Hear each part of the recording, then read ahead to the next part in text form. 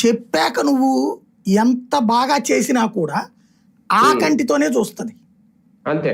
అప్పుడు తద్వారా అసంతృప్తి ఉంటుంది తప్పించి సంతృప్తి రాదు. ఇప్పుడు జగన్ యాటిట్యూడ్ కూడా అదే, తెలివితేటలు. నువ్వు ముందే వ్యతిరేకత నాటేశాడు ఇక్కడ. ఇప్పుడు మేము అద్భుతం చెప్పామనగానే ఈ గుర్తుకొస్తాయి అక్కడ. దాన్ని కాదని నువ్వు ఎంత ఉపన్యాసం ఇచ్చినా సొంత కార్యకర్తలు నమ్ముతారు తప్పించి మిగతా వాళ్ళు చెప్పొచ్చాడులే అనుకుంటారు. ఆ బీజం వీళ్ళ భాషలో విషపు బీజం, వాళ్ళ భాషలో పోరాటం, వాస్తవం అవి నాటేశాడు కాబట్టి ఆ కార్యక్రమాలు జరిగిపోతాయి అంతే. కానీ 3 పార్టీల నాయకులు ప్రజల్లోకి వెళ్తే మేము మేలు చేశాము అనే దానికి ఎంతవరకు పాజిటివ్ రెస్పాన్స్ వచ్చే అవకాశం ఉంటది?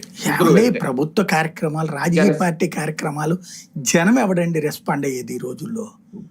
సోషల్ మీడియాలో చూస్తేనే తీరిక లేదు వాళ్ళకి.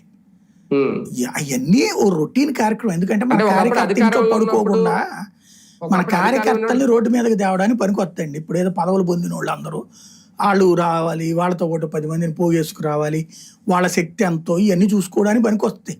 అంతే తప్పించి ఏదో వీళ్ళు మీటింగ్ పెట్టగానే జనమందరూ మారిపోయి, వాళ్ళు మీటింగ్ పెట్టగానే జనమందరూ రెచ్చిపోయి.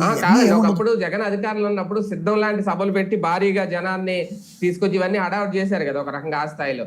ఇప్పుడు కూడా అప్పుడు ఒక పార్టీ, ఇప్పుడు ఏకంగా వీళ్ళ 3 పార్టీలు, అటు జనసేన ఉంటుంది, బీజేపీ ఉంటుంది, టీడీపీ ఉంటుంది.